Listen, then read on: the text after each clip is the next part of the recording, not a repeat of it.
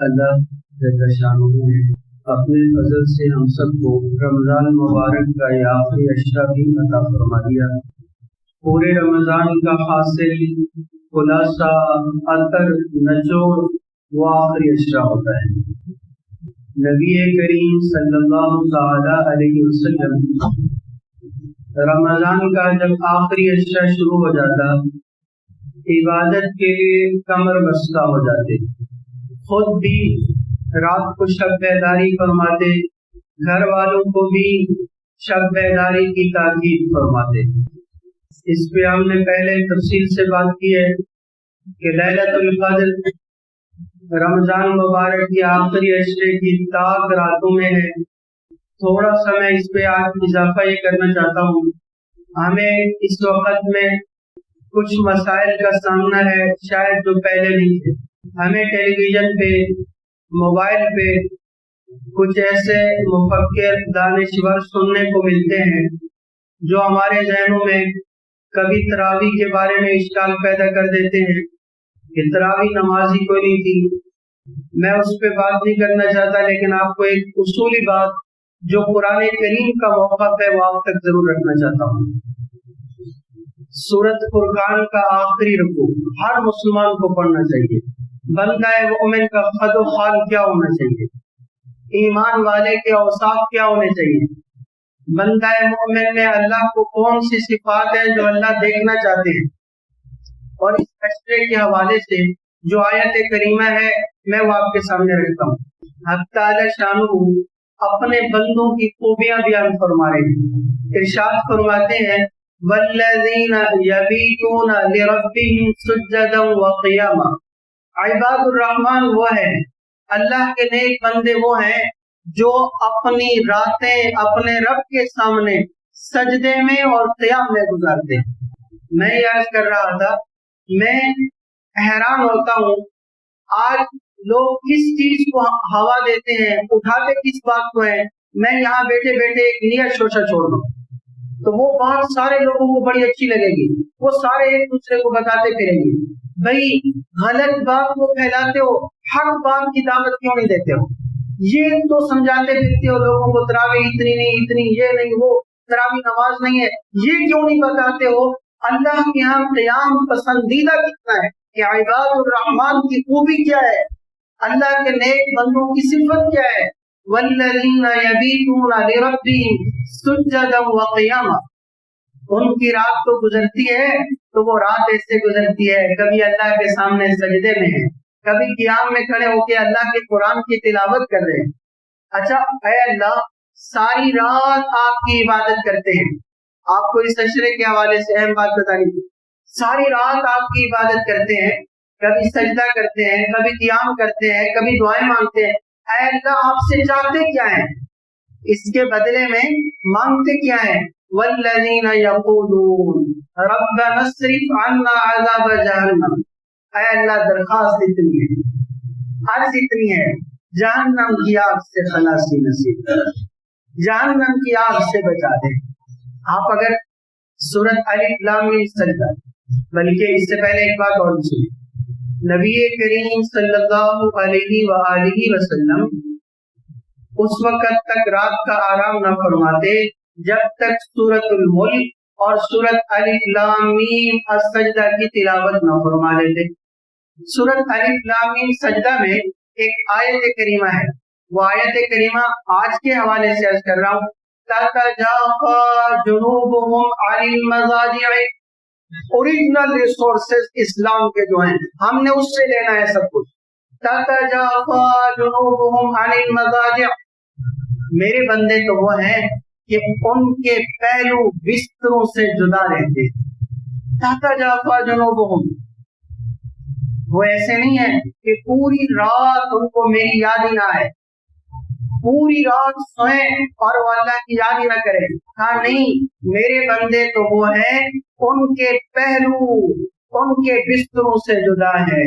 یدعون ربهم خوفا وطمعا ومما رزقناهم ينفقون، وہ مجھے پکار رہے ہیں، مجھے بلا رہے ہیں، میرے سامنے عاجزی کر رہے ہیں، ان کو ڈر بھی ہے میرے عذاب کا اور میری رحمت کی امید۔ اور جو میں نے انہیں عطا کیا ہے اس میں سے وہ خرچ بھی کر رہے ہیں۔ اگلی بات اس سے بھی بہت اہم، فَلَا تَعْلَمُ نَفْسٌ مَّا أُخْفِيَ لَهُم مِّن قُرَّةِ أَعْيُنٍ۔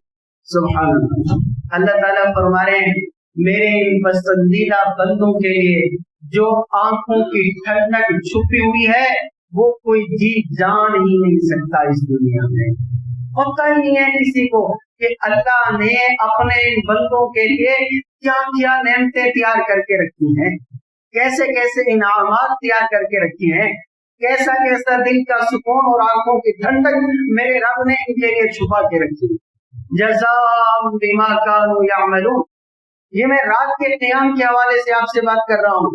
ہمیں تراویح کی الجھن میں پڑے ہوئے ہیں، ہمیں رات کا قیام کون بتائے گا، اللہ کے سامنے کھڑا ہونا کون بتائے گا، یہ اللہ کا قرآن بتائے گا۔ سورۃ الذاریات حامیم پارہ، حق تعالی شانہ پھر اپنے متقی بندوں کی اوصاف بیان کر رہے ہیں۔ ان میں ایک صفت، کانوا قلیلا من اللیل ما یہجعون، کانوا قلیلا من اللیل ما یہجعون، وہ رات کا تھوڑا حصہ آرام کرتے ہیں، تھوڑا حصہ سکون کرتے ہیں، آرام کرتے ہیں، اور زیادہ حصہ تو میری یاد میں بسر کرتے ہیں۔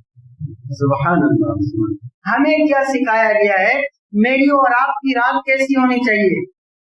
جس کو اللہ تعالیٰ رات کا قیام نصیب کرتے ہیں، یقین کرو روز محشر کی سختی سے اللہ اسے محفوظ کرے۔ حضرت عبداللہ بن سلام رضی اللہ عنہ صحابی رسول ہیں، پہلے یہودی تھے۔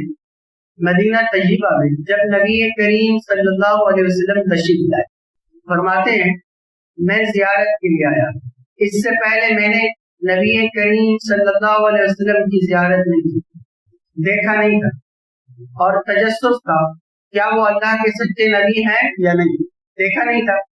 مدینہ میں پہلی دفعہ تشریف لائے تو میں زیارت کے لیے گیا۔ کہتے ہیں فلما تبینت وجہہ، جب میں نے جناب نبی کریم صلی اللہ علیہ وسلم کے چہرہ اقدس کی زیارت کی، وہ نورانی مکھڑا دیکھا تو میرے دل نے گواہی دی یہ چہرہ سچے کا ہے جھوٹے کا نہیں۔ میں نے فوراً اسلام قبول کی۔ اور جو میں اصل میں آپ کو بات سمجھانا چاہتا ہوں، میں نے پہلے جو جملے نبی کریم صلی اللہ علیہ وسلم کی مبارک زبان سے سنے وہ کیا تھے؟ آپ فرما رہے تھے افشوا السلام، اے لوگوں السلام علیکم کو عام کر دو، عام کرو، پھیلاؤ کہ یہ اللہ کا نام ہے، اللہ نے زمین میں اتارا ہے، تو تم السلام کو عام کرو، جاننے والے کو بھی السلام علیکم ورحمۃ اللہ، نہ جاننے والا ہو پھر بھی السلام علیکم ورحمۃ اللہ، گھر میں داخل ہوں پھر بھی السلام علیکم ورحمۃ اللہ، گھر میں کوئی ہے تب بھی السلام علیکم ورحمۃ اللہ، گھر میں کوئی نہیں تھا، گھر والے کہیں نہیں گئے ہوئے تھے، آپ گھر میں داخل ہوئے تب بھی آپ کہو فَإِذَا دَخَلْتُمْ بُيُوتًا فَسَلِّمُوا عَلَىٰ أَنفُسِكُمْ تَحِيَّةً مِّنْ عِندِ اللَّهِ، اپنے اوپر السلام علیکم کہو، یہ اللہ کا تحفہ ہے، بابرکت ہے، پاکیزہ ہے جو اللہ نے تمہیں عطا فرمایا، اپنے آپ کو السلام علیکم کہا۔ تو پہلی بات افشوا السلام، سلام کو عام کرو۔ دوسرا جملہ اطعموا الطعام، اطعموا الطعام، کھانا کھلایا کرو، کھانا کھلایا کرو۔ آج یہ بات امت سے ختم ہوتی جا رہی ہے۔ اطعام الطعام ہم نے سمجھا ہے کوئی مر جائے گا پھر کھانا کھلا دیں گے، ختم کریں گے پھر کھانا، او بھائی اطعام الطعام، کھانا کھلانا میرے نبی کی سنت ہے، میرے نبی کا فرمان ہے۔ ہم نے اپنے دسترخوان کو سادہ کرنا ہے اور وسیع کرنا ہے، میرا جملہ یاد رکھیے، سادہ کرنا ہے اور وسیع کرنا ہے۔ اپنے گھر والوں کے لیے آپ 3 چیزیں بناتے ہو، 3 چیزیں نہ بناؤ، ایک چیز بنا دو لیکن 7 پڑوسی کا خیال رکھو۔ حدیث پاک میں بڑا عجیب جملہ ہے، اذا طبخت مَرِقَةً فَأَكْثِرْ مَاءَهَا وَتَعَاهَدْ جِيرَانَكَ۔ رحمت العالم صلی اللہ علیہ وسلم نے ایک بات اپنی امت کو کھول کھول کے بتائی، سبحان اللہ، قربان جاؤ۔ فرمایا جب تم گھر میں سالن تیار کرتے ہو، شوربہ تیار کرتے ہو تو پانی تھوڑا زیادہ کرنا، پانی زیادہ کر دو، وَتَعَاهَدْ جِيرَانَكَ، پانی تو زیادہ کرو، اپنے پڑوسی کا زیادہ۔ میں عرض کر رہا تھا ہمیں تعلیم کیا ہے، اطعموا الطعام، کھانا کھلاؤ، افضل صدقہ ان تشبع کبدا جائعا، فرمایا سب سے افضل صدقہ یہ ہے کسی جگر والے کے جگر کو تم سیر کر دے۔ میں اکثر دوستوں سے کہتا ہوں جب تم مر جاؤ گے تو وہ کھانا کھلایا جائے گا، وہ تمہیں اس کا کچھ نہیں ملے گا، وہ تو پیچھے والوں نے نیکی کی ہے، وہ ان کا اجر و ثواب ہے، میرا اجر و ثواب وہ ہوگا جو میں اپنے ہاتھ سے کر کے جاؤں گا نا۔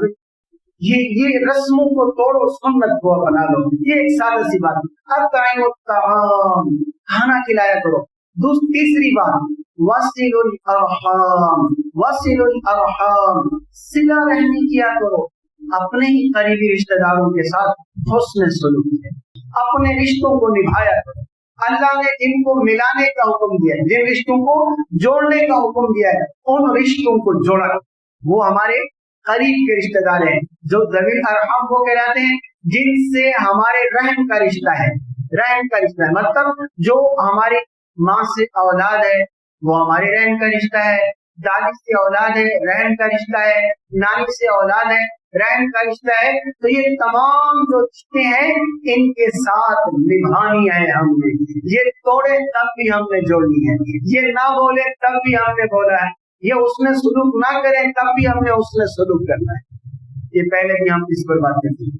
چوتھی بات فرمایا وَصَلُّوا بِاللَّيْلِ وَالنَّاسُ نِيَامٌ، تم اس وقت نماز پڑھو رات کو جب لوگ سوئے ہو، تدخلوا الجنت بسلام، اس کا نتیجہ یہ ہوگا تم جنت میں سلامتی کے ساتھ داخل۔ یہ کون کہہ رہے ہیں؟ حضرت عبداللہ بن سلام۔ پہلی ملاقات ہے، پہلی ملاقات ہے، یہودی تھے، اسلام قبول کیا، پہلی ملاقات میں فرماتے ہیں مجھے میرے حبیب صلی اللہ علیہ وسلم نے جو تاکیدی حکم فرمایا اپنے ملنے والوں کو، جاننے والوں کو، ایمان والوں کو، وہی حکم تھا وَصَلُّوا بِاللَّيْلِ وَالنَّاسُ نِيَامٌ تَدْخُلُوا الْجَنَّةَ بِسَلَامٍ، تم رات کو اس وقت نماز پڑھا کرو جب لوگ آرام کر رہے ہو تو تم جنت میں سلامتی کے ساتھ داخل کرو۔ میں اس بات کو کلوز کرنا چاہتا ہوں کہ میں سمجھانا یہ چاہ رہا تھا، ہمارے ذہنوں میں شکوک و شبہات ڈال دیے قیام اللیل کے بارے میں، ہمیں کل جنوں میں تو ڈالا ہے، ہمیں حل نہیں بتایا گیا ہے، ہمیں تب سمجھایا گیا ہے تراویح میں جھگڑا ہے، نماز ہے نہیں ہے، یہ نہیں سمجھایا اللہ نے رات کے قیام کے فضائل کتنے بتائے ہیں، قرآن نے ہمیں رات کا جاگنا کتنا بتلایا ہے۔ ہاں میرے بندے تو میرے سامنے ساری رات سجدے اور قیام میں گزار دیتے، میرے بندے تو رات کو آرام تھوڑا کرتے ہیں، عبادت زیادہ کرتے ہیں۔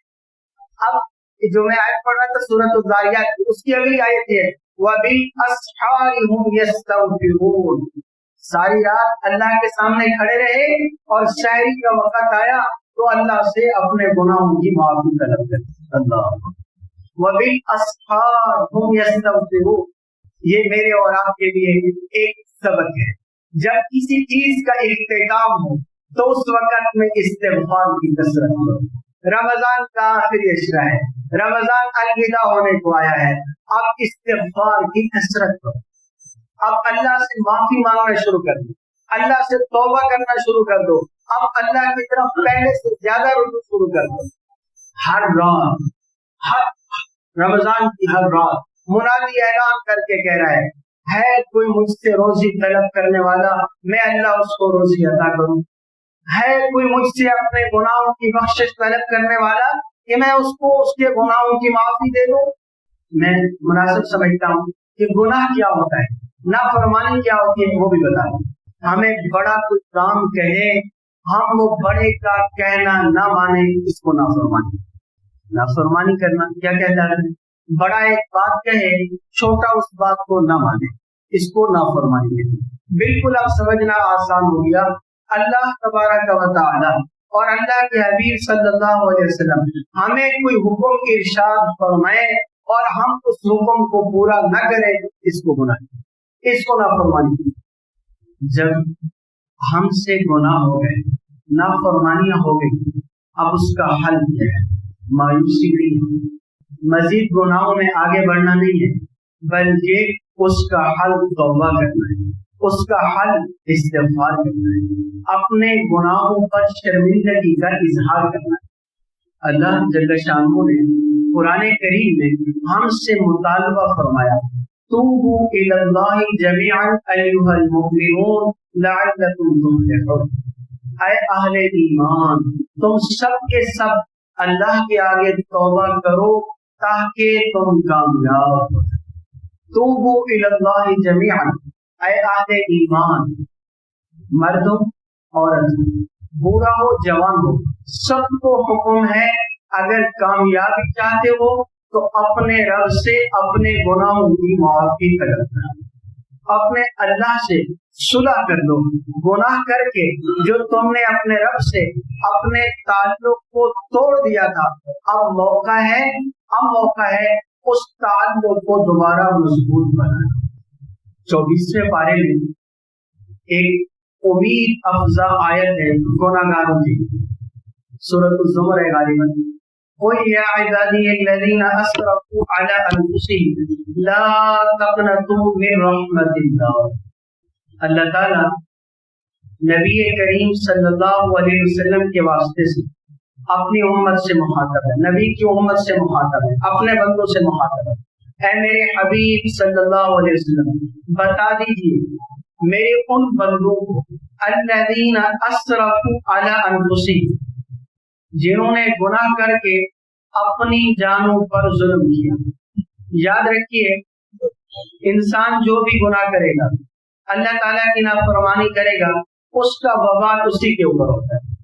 من عمل صالحا فلنفسہ، جو نیکی کر رہے ہو فلنفسہ، اپنے بھلے کے لیے کر رہے ہو۔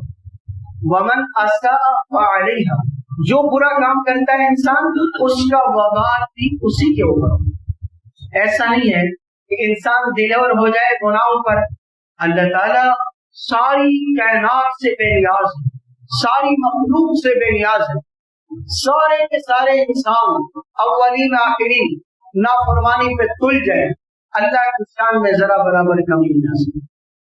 سارے کے سارے انسان اللہ کی بندگی پر آمادہ ہو جائیں، اللہ کی شان میں ذرا برابر بھی اضافہ نہیں ہو سکتا، اس لیے کہ وہ پہلے سے شان والا ہے، اور ایسی شان والا ہے جس کی شان میں میری اور آپ کی نیکی کوئی کمی اور زیادتی نہیں کر سکتا۔ تو اس لیے ارشاد ہے جن لوگوں نے اپنے اوپر ظلم کیا ہے گناہ کر کے، میرے ان بندوں کو بتا دو لا تقنطوا من رحمت اللہ۔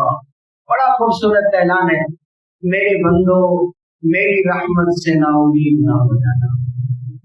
کیوں؟ ان اللہ یغفر الذنوب جميعا، میں اللہ تمہارے سارے گناہوں کو معاف کروں۔ ایک حدیث سے بات میں آتا ہے ندامت کا، اللہ کے خوف کا ایک قطرہ جو انسان کی آنکھ سے نکلے اور چہرے پر گر جائے، ندامت کا اور اللہ کے خوف سے آنسو کا ایک قطرہ جو انسان کے چہرے پر گرتا ہے، اللہ اس چہرے پر جہنم کی آگ حرام کرتا۔ وہ اللہ اتنا خوش ہوتا ہے اپنے بندے کی توبہ سے، اتنا خوش ہوتا ہے اپنے بندے کی توبہ سے، میرا بندہ میرے سے معافی مانگتا ہے، میرا بندہ یقین رکھتا ہے میرا رب ہے۔ وہ ایک مشہور قصہ ہے، حضرت حسن بصری رحمت اللہ تعالی علیہ کے زمانے میں ایک نیک خاتون تھی، اس کا بیٹا جوان بیٹا گناہگار تھا، گناہوں کی لت میں پڑا ہوا تھا۔ وہ خاتون اسے سمجھاتی رہتی تھی بیٹا باز آ جا، باز آ جا، اللہ جل شانہ کی پکڑ بڑی سخت ہے، اس کی نافرمانی کو چھوڑ دے۔ اس رب سے بے وفائی جس کریم آقا نے تجھے خوبصورت شکل و صورت سے نوازا تھا، اس کریم پروردگار کے ساتھ بے اعتنائی جس کریم پروردگار نے تمہارے لیے سارا جہان بنایا تھا۔ میں ایک جملہ پڑھ رہا تھا اور مجھے بہت پیارا لگا، اگر انسان غور کرے سارے آدمی اس بات کو سمجھ سکتے ہیں، یہ چاند، سورج، ستارے، دن رات، زمین، پہاڑ، دریا، درخت، ہر چیز اللہ نے انسان پر قربان کر دی۔ جملہ میرا سمجھیں گے تو بہت آسان ہے، کائنات کی ہر چیز کو اللہ نے انسان پر قربان کر دیا۔ اے انسان تو نے اپنے رب کے لیے کیا قربان کیا؟ اے انسان تو نے اپنے پروردگار کے لیے کیا قربان کیا؟ اپنے رب کے لیے کیا کیا؟ ذرا اپنے گریبان میں جھانک تو صحیح. وہ تجھے روز کھلاتا ہے پلاتا ہے میٹھی نون سلا دیتا ہے گھر بار سے نوازا ہوا ہے. وہ چاہے تو اللہ کی قسم اس کی زمین قبر کے لیے بھی تجھے جگہ نہ دے, قبر میں ڈالا جائے اور قبر بھی بیٹھ جائے. اس کریم رب کا حکم توڑ کے بھی انسان غرہ ہوتا ہے, عاجزی نہیں دکھاتا ہے, انکساری نہیں دکھاتا ہے, دل میں خوف نہیں ڈالتا ہے. حسن بصری کے زمانے میں وہ نیک خاتون اپنے بیٹے کو سمجھاتی تھی, اے میرے بیٹے اپنے کریم رب سے کیوں اتنی بے وفائی ہے, گناہوں کو چھوڑ دے, آؤ میں تجھے حسن بصری کے پاس لے چلتی ہوں, وہ تمہیں سمجھائیں گے, توبہ کرائیں گے, ان کے ہاتھ پہ توبہ کر لے. وہ نوجوان سونی انسونی کر دیتا. اچانک ایسا ہوا نوجوان کو بیماری لگی, ایسی بیماری کہ وہ چلنے سے بھی عاجز آ گیا. کہنے لگا اپنی ماں سے, جس حسن کا تم نام لیتی تھی جاؤ اس حسن کو بلا کے لاؤ تاکہ وہ مجھے سمجھائے, میں توبہ کروں. والدہ حسن بصری رحمت اللہ علیہ کی خدمت میں گئی. وہ تعلیم و تدریس میں مصروف تھے. انہوں نے ساتھ چلنے سے معذرت کی. واپس آئی, اپنے بیٹے کو آ کے کہا, بیٹا تیرے گناہوں کا بوجھ اتنا ہے, اللہ کا کوئی نیک بندہ تجھے سمجھانے کے لیے آنے کے لیے بھی تیار نہیں ہو. اب اس نوجوان کے دل میں اور خوف پیدا ہوا تو کہنے لگا ماں سے, اے میری ماں میں 2 وصیتیں کرتا ہوں, میں 2 وصیتیں کر رہا ہوں. ایک میری وصیت تو یہ ہے, جب میں مر جاؤں میرے گلے میں کپڑا ڈالنا اور میری میت کو بصرہ کے بازار میں گلیوں میں گھمانا تاکہ لوگوں کو پتہ چلے شرابی کا انجام ایسے ہوتا ہے, بدکار کا انجام ایسے ہوتا ہے, اللہ کے نافرمان کا انجام ایسے ہوتا ہے, اور لوگ اللہ کی نافرمانی سے شاید رک جائیں. کہنے لگا دوسری میری وصیت یہ ہے, جب میں مر جاؤں تو مجھے مسلمانوں کے قبرستان میں نہ رکھنا کہ میں اتنا گناہگار ہوں, مجھے عذاب ہوگا تو دوسرے اہل قبرستان کو کہیں تکلیف نہ ہو. اور یہ کہتے ہوئے اس کی ہچکی بن گئی اور وہ اپنے رب کی طرف متوجہ ہو گیا. آسمان کی طرف نگاہ اٹھائی اور اتنا بل بلا کے رویا رویا رویا, گڑ گڑاتے روتے روتے اس کی روح پرواز کر. حسن کو عورت دوبارہ حسن بصری کے پاس آئی اور آ کر کہنے لگی, اب میرے اسی بیٹے کا انتقال ہو گیا ہے, آئے غسل دے دے, کفن دے دے, میرے بیٹے کے جنازے کا انتظام کر دے. حسن بصری رحمت اللہ علیہ نے پھر معذرت کر دی. وہ عورت پریشان ہو کے مغموم ہو کے گھر واپس آئی, اپنے بیٹے کا کفن درست کر رہی تھی. اسی اسنا میں پیچھے سے دروازے پہ دستک ہوئی. پوچھا کون؟ آواز آئی حسن بصری. کہا کس لیے آئے ہو, کیوں آئے ہو؟ ابھی تو معذرت کیا ہے, ابھی دروازے پہ آ گئے ہو. کہا ہاں میری آنکھ لگ گئی تھی, غیب سے ایک آواز آئی اور آواز یہ تھی, تم نے میرے دوست کا جنازہ پڑھانے سے انکار کر دیا تو میرے دوست کیسے بن سکتے؟ کہا اس نوجوان نے آخر لمحے میں ایسی اللہ کے سامنے توبہ کی ہے, عاجزی دکھائی ہے, ایسی انکساری دکھائی ہے, ایسی گریہ ازاری دکھائی ہے, میرے رب نے اس کے گناہوں کو معاف کر کے نیکیوں سے بدل ڈالا ہے. یہ قرآن کریم کی آیت جو میں آپ سے کہہ رہا تھا, سورۃ الفرقان کا آخری رکوع ہر مسلمان ترجمے کے ساتھ ضرور پڑھے. الا من تاب وآمن وعمل صالحا فاولئک یبدل اللہ سیئاتہم حسنات. جو توبہ کر لے, ایمان لائے, نیک اعمال کرے, اللہ ان کے گناہوں کو نیکیوں سے تبدیل کرے, اللہ ان کے گناہوں کو بھی نیکیوں سے بدل دے. دوستو آج ضرورت ہے اس بات کی, رمضان ہم سے جدا ہو رہا ہے. میں رمضان کا نہیں کہہ رہا ہوں, میری زندگی کے قیمتی لمحات میرے سے رخصت ہو رہے ہیں. اللہ, میں اپنی قبر کے قریب ہو رہا ہوں, اپنی آخرت کے قریب ہو رہا ہوں, اپنے رب کے قریب ہو رہا ہوں. آج تو موقع ہے نا, آج تو وہ معاف کرنے پر آمادہ ہے نا, آج تو اس کی بارگاہ سے اعلان ہو رہا ہے, میرے بندوں کوئی ہے جو مجھ سے گناہوں کی معافی طلب کرے اور میں اسے معاف کر دوں. آج اس کا اعلان ہے, 14واں پارہ سورۃ الحج, اور وہ اللہ کا اعلان اتنا خوبصورت ہے, اللہ کی قسم اگر اللہ کی محبت ہو تو اس کو سنیے گا. نبی عبادی انی انا الغفور الرحیم. اے میرے محبوب, میرے بندوں کو بتا دو, میرے بندوں کو خبر کر دو, میرے بندوں کو علل اعلان کہہ دو, انی انا الغفور الرحیم, میں معاف بھی کرتا ہوں, مہربانی بھی کرتا ہوں. آج تو اس کی رحمت جوش میں ہے، جب تک زندگی کی یہ سانس چل رہے ہیں اللہ کی قسم اعلان ہو رہا ہے، اس کا اعلان ہو رہا ہے نبی عبادی۔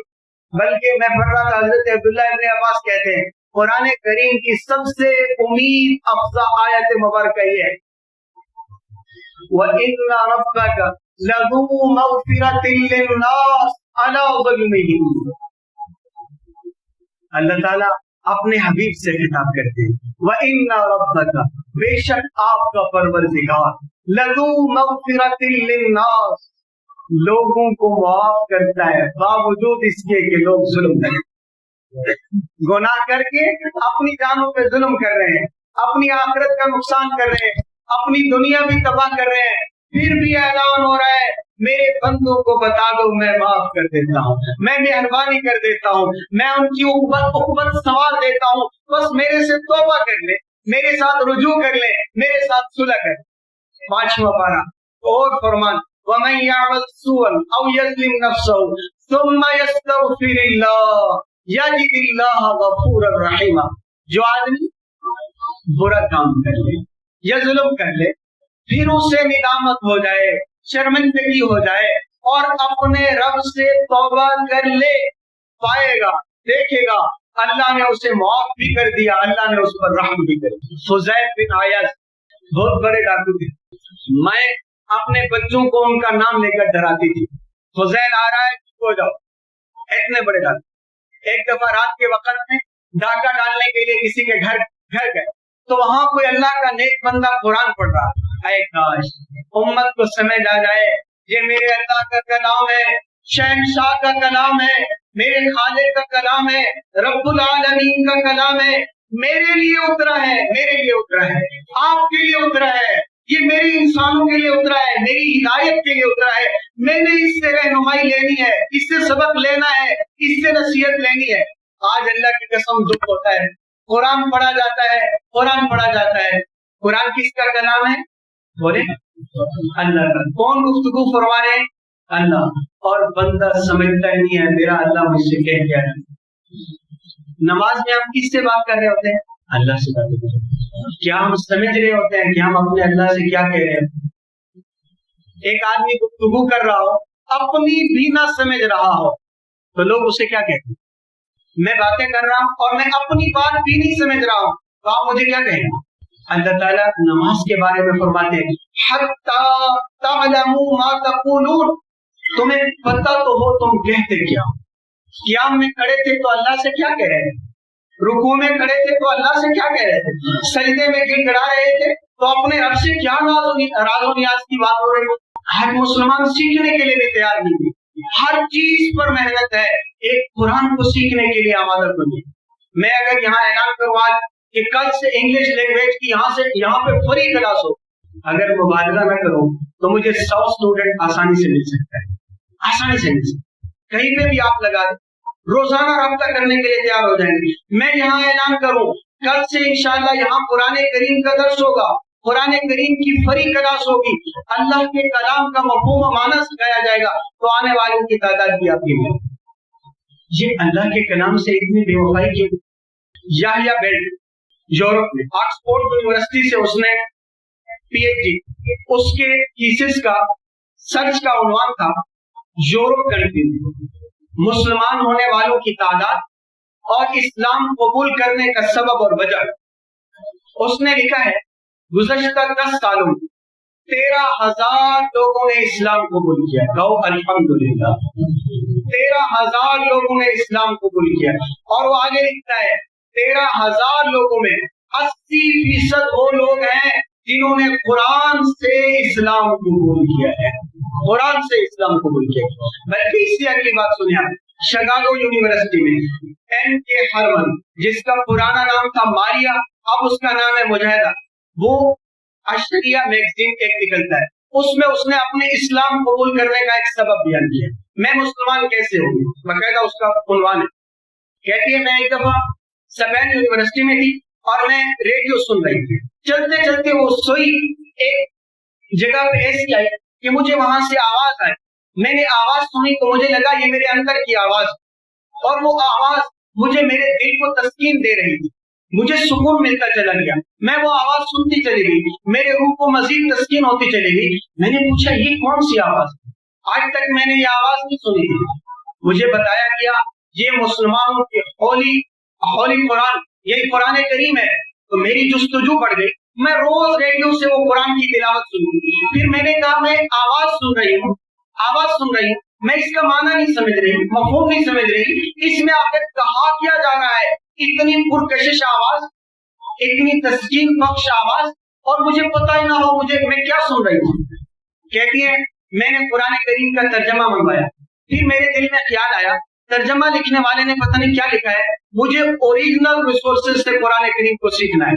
قاہرہ یونیورسٹی میں 2 سال عربی کی تعلیم حاصل کی, 2 سال عربی کی تعلیم, اور قرآن پڑھا تو کہتی ہے قرآن پڑھتی گئی اور میرے دل میں ایمان اترتا ہے, میں آپ کے سامنے ایک پیغام رکھنا چاہتا تھا.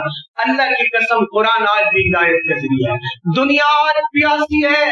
مسلمانوں اللہ کے قرآن سے وفا کرو. لوگ تمہارے اسلام میں جوک در جوک داخل ہونے کے لیے تیار. ہمیں پوچھا جائے تم نماز میں کیا پڑھتے ہو, مسلمان بتانے کے لیے تیار نہیں, آتا نہیں ہے کہ میں اللہ سے باتیں کیا کرتا ہوں. عمر ہے, موقع ہے, یقین جانیے کہ ڈاکٹر مظہر صاحب سے ہماری گفتگو ہوئی ہے, میری گفتگو ہوئی ہے اسپیشلی. ہمارا ڈاکٹروں میں درس قرآن چلتا ہے. اللہ تعالیٰ ڈاکٹر صاحب کو جزائے خیر 2019 سے لے کر ابھی تک ہر ہفتے درس قرآن ہوتا ہے اور میں درس قرآن دیتا ہوں. 4 سپارے اللہ کے فضل سے ہم نے وہاں پہ پورے پڑھے, ہفتے میں 1 دن ہوتا ہے. تو میں ڈاکٹر صاحب سے فون پہ مشورہ کیا کہ اگر ہم اپنی اس مسجد میں بھی ہفتہ وار درس قرآن شروع کر دیں تو اس کے لیے آپ تیار ہیں. تو ڈاکٹر صاحب کہنے لگے 100% یہ کام ہونا چاہیے اور میں اس کے لیے تیار ہوں. میں آپ کے سامنے ابتدا کرنے کی چاہتا ہوں. اس اتوار سے ہر اتوار کے اتوار انشاءاللہ ہم درس قرآن رکھیں گے, درس قرآن. اور آپ نے 4 سال سے تقریباً میرے ساتھ اٹیچ ہوں گے. تو ہمارا 1:30 بجے جمعے کا ٹائم تھا, تو 1:30 بجے جماعت ہوگی, ٹائم کے ساتھ ٹائم. انشاءاللہ درس قرآن کا ٹائم ہوگا 20 منٹ سے لے کر آدھا گھنٹہ, اور 20 منٹ سے آدھا گھنٹہ, اس سے 1 منٹ آپ کا اوپر نیچے ہوگا. اس اتوار کو انشاءاللہ زور کے بعد درس قرآن ہوگا. اس اتوار سے ہم ترتیب شروع کریں گے, اور اللہ نے چاہا تو اسے ہم سارا سال جاری رکھیں گے. آپ حضرات شرکت فرمائیں گے نا انشاءاللہ. اللہ آپ سب کو بہترین بندہ نصیب فرمائے.